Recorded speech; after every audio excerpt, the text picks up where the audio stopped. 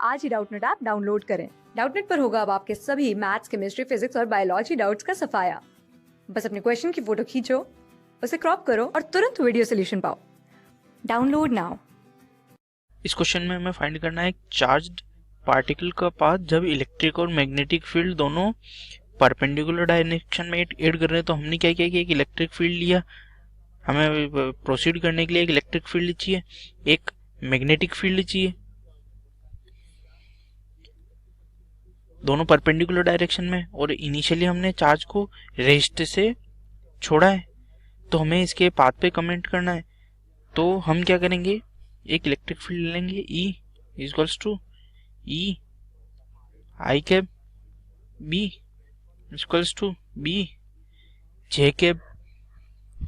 अब इस पे इलेक्ट्रिक फील्ड कुछ इस तरफ लगेगा तो इधर भी एक वेलोसिटी होगी, और जब इसकी वेलोसिटी इधर होगी तो लेफ्ट हैंड थंब रूल से इसकी एक वेलोसिटी z डायरेक्शन में भी हो जाएगी, यहाँ पे z डायरेक्शन में भी। तो हमारी जो वेलोसिटी को हम वेरिएबल फॉर्म में ये लिख सकते हैं vx i cap plus vz k cap.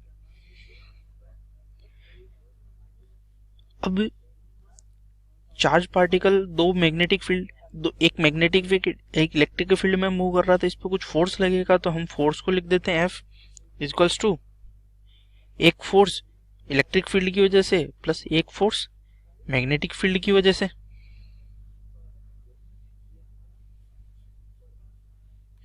जिसको फर्दर ऐसे लिख देते इलेक्ट्रिक फील्ड की वजह से क्या लगेगा आज QE आई कैप में, और मैग्नेटिक फील्ड की वजह से क्या लगेगा V cross B।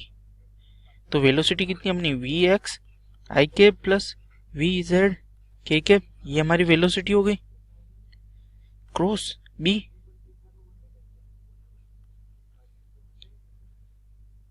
Magnetic field हमने B J कैप लिया, ये हमारे फोर्स हो गया। अब इसको सिंप्लीफाई कर लेते हैं हम, ये हो जाएगा Q bracket E minus VZ B। Magnetic field को B नोट ले लेते हैं, i cap plus Q V X B naught K cap. अब तो हमें ना इसको समझने की कोशिश करते हैं, ये यहाँ पे क्या होगा। यहाँ पे जब इलेक्ट्रिक फील्ड के ऊपर यहाँ वेलोसिटी जब गेन कर लेगा इलेक्ट्रिक फील्ड की वजह से, जो ये जो यहाँ पे पार्टिकल है चार्ज पार्टिकल, वो जब यहाँ वेलोसिटी गेन कर लेगा तो उसकी एक वेलोसिटी v हो गई इधर, मान लो x। अब इस वेलोसिटी की वजह से ये माइनस z डायरेक्शन में मैग्नेटिक फील्ड पे जब इस वेलोसिटी पे जब हम लेफ्ट हैंड थंब रूल लगाएंगे, लेफ्ट हैंड फ्लेमिंग्स रूल लगाएंगे, तो ये माइनस z डायरेक्शन में मूव करेगा। अब जब ये माइनस z डायरेक्शन में मूव करेगा तो इस पे फिर से लेफ्ट हैंड फ्लेमिंग रूल लगाएंगे हम। तो इस बार जब ये इस vx वेलोसिटी पे मैग्नेटिक फील्ड की वजह से ये एक वेलोसिटी माइनस z डायरेक्शन में ले रहा था, अब जब माइनस z डायरेक्शन में इसकी वेलोसिटी होगी और इस पे जब मैग्नेटिक फील्ड लगेगा माइनस z डायरेक्शन की वेलोसिटी, तो हमें एक दूसरा फोर्स मिलेगा मैग्नेटिक फील्ड की वजह से, वो होगा माइनस x डायरेक्शन में। इससे यही पता चलता है इस फॉर्मूले से, एक इलेक्ट्रिक फील्ड की वजह से पॉजिटिव आई कैप में हमको फोर्स मिलेगा, और इस वाले कंपोनेंट की वजह से नेगेटिव आई में हमें एक फोर्स मिलेगा, और जो z डायरेक्शन में जो फोर्स है वो कांस्टेंट रहेगा। ये थी इस क्वेश्चन में मेन समझने वाली बात।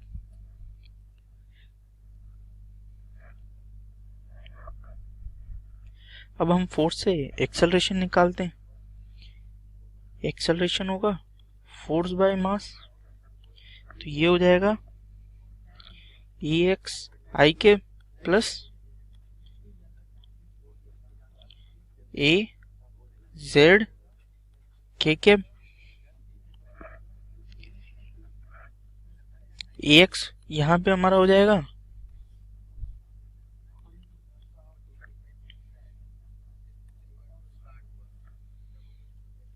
Q E minus V Z B note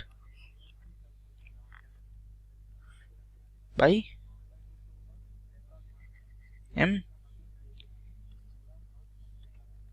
ये हो गया हमारा ए एक्स, ए जेड होगा Q we x B naught upon M.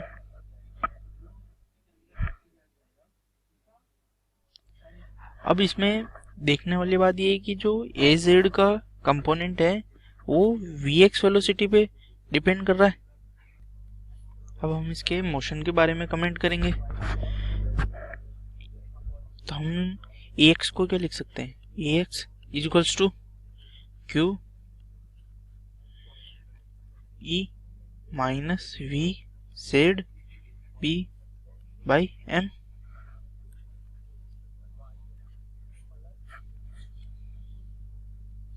तो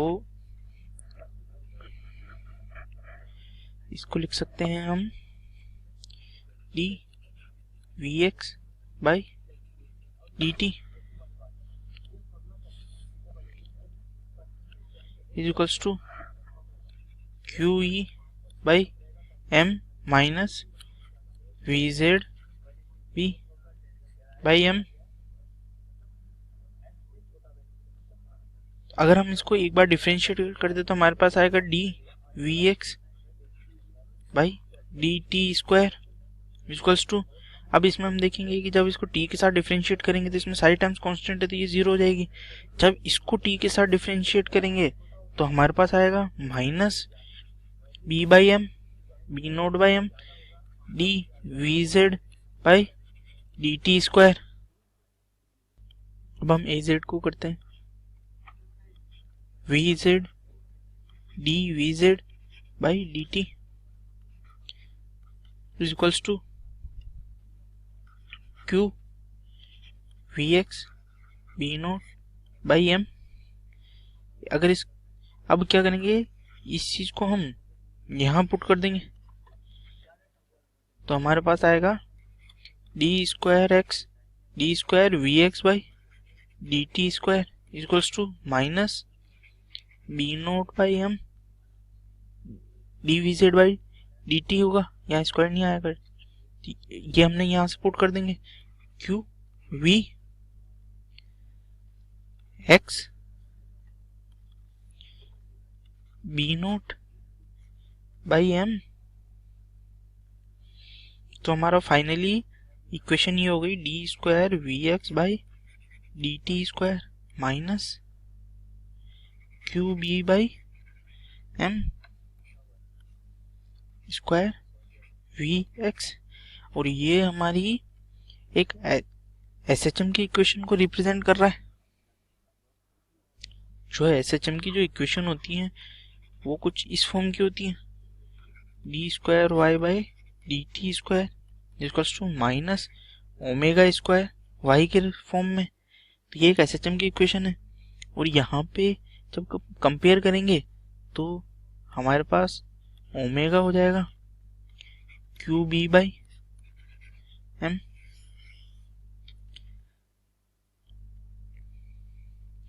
एसएचएम की तो इस एसएचएम की इक्वेशन का सॉल्यूशन क्या होगा, V X equals to A sine omega T plus कुछ फाई एंगल ले लेते हैं। ये एसएचएम की इक्वेशन का सॉल्यूशन हो गया। अब हम इसमें वेरिएबल्स फाइंड करेंगे। टी इक्वल्स टू 0 पे वी एक्स 0 है इनिशियली और फाई 0 हो जाएगा अगर इसको सोल्व करेंगे तो। टी इक्वल्स टू 0 पे ओमेगा टी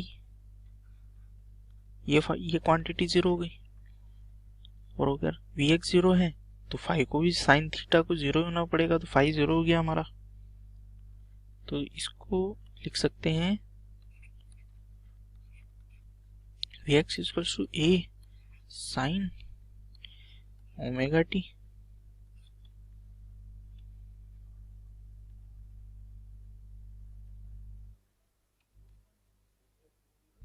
अब हमें ए फाइंड करना है, तो क्या करेंगे, हम इसको वी एक्स को एक बार डिफ्रेंशिएट करेंगे, D we x by D T equals to A X, और वो होगा ए कोस ओमेगा टी। और जब टी इक्वल्स टू 0 लेंगे, टी इक्वल्स टू 0 पे, तो हमारे पास सिर्फ ए बचेगा। इसका मतलब है हमें ए एक्स 0 पे फाइंड करना है। A X T equals to 0 पे है, ए एक्स हमें टी इक्वल्स टू 0 पे पहले से पता है, वो है Q A naught by M. ये आया ऐसे कि जब इनिशियली कुछ वेलोसिटी ही नहीं थी, तो उस पर सिर्फ एक इलेक्ट्रिक फील्ड काम कर रहा था, कोई चार्ज पार्टिकल है उस पर, तो इसकी वजह से क्या होगा, q e equals to m a. तो इनिशियली इसका क्या हो गया, q E naught by m, initially इसका acceleration q E naught by m हो गया। तो यहाँ से हमने ए एक्स का टी इक्वल्स टू 0 पे एक्सेलरेशन लिख लिया। अब हम इसको कंपेयर कर लेंगे, तो हमारा यह आएगा Q E naught by M. ये यहाँ जब साइन ओमेगा टी को हमने डिफ्रेंशिएट करा जाता है तो एक ओमेगा की टर्म और आएगी। तो हम जब इसको कंपेयर करेंगे तो हमारे ए एक्स के साथ, तो हमारे ये आएगा a x q E naught by m equal to a omega. तो हमारा जो कांस्टेंट हो गया वो हो गया q E naught by m omega. Omega की हम वैल्यू पुट कर देंगे क्यू बी बाई एम, तो हमारे पास फाइनली जो ए कांस्टेंट है वो आएगा ई नोट बाई बी नोट। और इसका जो जब यूनिट डायमेंशन से हम वो निकालते हैं यूनिट, तो ये आता है मीटर पर सेकंड। ये एक वेलोसिटी का डायमेंशन है। अब हम क्या करेंगे कि हमने सबसे पहले निकाला था ए जेड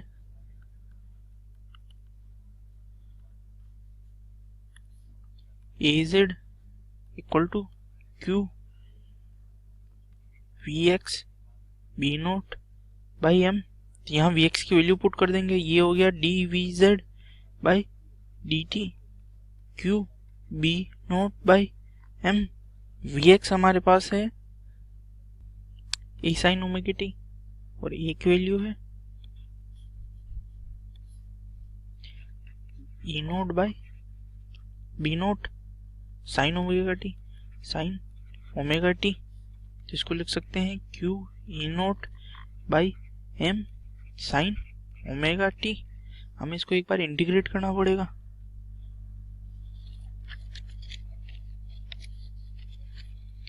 तो ये होगा जाए 0 से वी जेड तक D we Z equals to Q E naught by M integration 0 से टी साइन ओमेगा टी।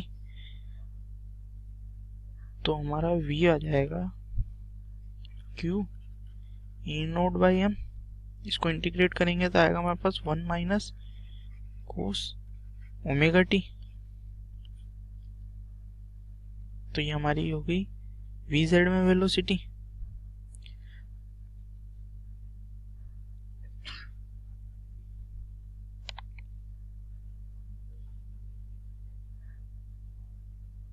जब इसको इंटीग्रेट करेंगे तो ये कांस्टेंट भी नीचे आएगा, तो ये हो जाएगा फाइनली वी जेड। तो अब हम क्या करेंगे, ओमेगा की वैल्यू पुट कर देंगे, तो वी जेड हमारे पास हो जाएगा A naught by B naught 1 minus cos omega T.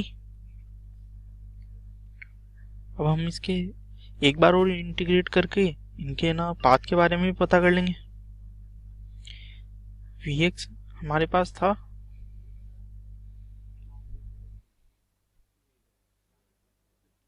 A sine omega t, ये था E by B, E naught by B naught sine omega T, अब हमें एक इसको इंटीग्रेट करना है, एक इसको इंटीग्रेट करना है, और हमें इसके बाद पाथ के बारे में भी पता चल जाएगा। तो हम क्या करेंगे, इसको इंटीग्रेट करेंगे। जब इनको इंटीग्रेट करेंगे तो एक कांस्टेंट आएगा, एक कांस्टेंट इधर आएगा, एक कांस्टेंट। अब उस कांस्टेंट को फाइंड करेंगे हम इनकी इनिशियल कंडीशन से। तो इनिशियल कंडीशन थी t इक्वल्स टू 0 पे x इक्वल्स टू भी 0 था और z इक्वल्स टू भी 0 था। तो यहाँ से हम इसकी कंडीशन फाइंड करेंगे और इंटीग्रेट करेंगे इनको। तो पहले vx को इंटीग्रेट करते हैं। vx को हम इंटीग्रेट करेंगे तो हमारे पास इंटीग्रेशन x हो जाएगा। इंटीग्रेशन vx क्या हो जाएगा, x is equals to E naught by B naught sine omega t का इंटीग्रेशन। तो E naught by B naught तो एज इट इज कॉन्स्टेंट होंगे, इंटीग्रेशन साइन ओमेगा टी 0 से t ये आ जाएगा E naught by B naught sine omega t का minus cos omega T plus एक इंटीग्रेशन कांस्टेंट। और इनिशियली t इक्वल्स टू 0 पे x इक्वल्स टू 0 था, तो हम क्या करेंगे कि t इक्वल्स टू 0 पे x इक्वल्स टू 0 कर देंगे। तो हमारे पास c की जो वैल्यू आएगी वो होगी E naught by B note. ये इंटीग्रेशन की वजह से कि यहाँ ओमेगा भी आएगा, तो c की वैल्यू हो जाएगी हमारी E naught by B naught omega. और हम इसको पुट कर देंगे इसमें। तो हमारे फाइनली जो x की जो इक्वेशन बनी वो होगी E naught by B naught omega 1 minus cos omega t. ये हमारी x में इक्वेशन बन गई, vz में E naught by B naught 1 minus cos omega T.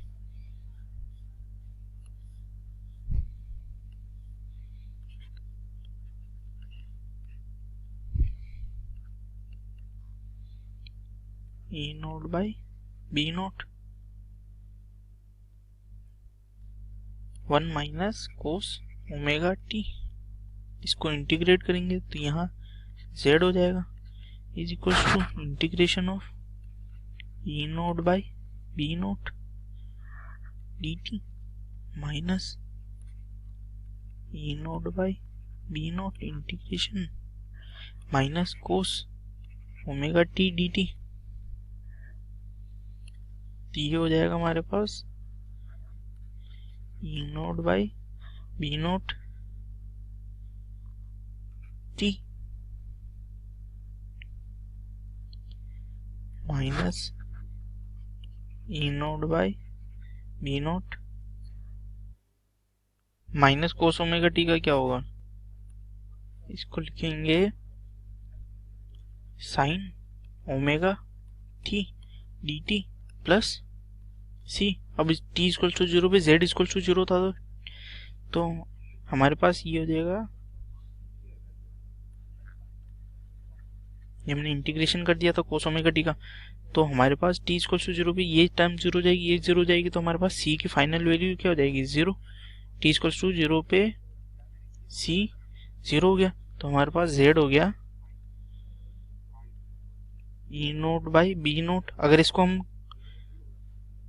और यहाँ पे एक ओमेगा हो रहा है इंटीग्रेशन की इसकी वजह से, कोफिशिएंट की वजह से, तो हम E naught by B naught by omega common लेते हैं।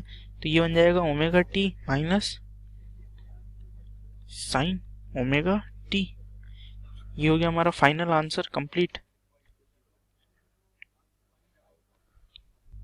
Vx और Vz से जो हमें इक्वेशन मिली है ये एक साइक्लोइड की इक्वेशन के सिमिलर है।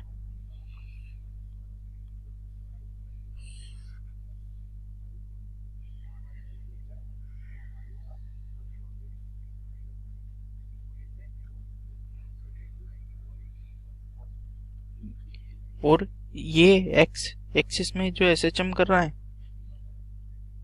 वो 2 E naught by B naught omega से एम्पलीट्यूड से हो रहा है। और जो z एक्सिस में इसका मोशन है उसकी स्पीड है vz equals to E naught by B naught omega. ये अपन ऊपर फॉर्मूले से लिख सकते हैं।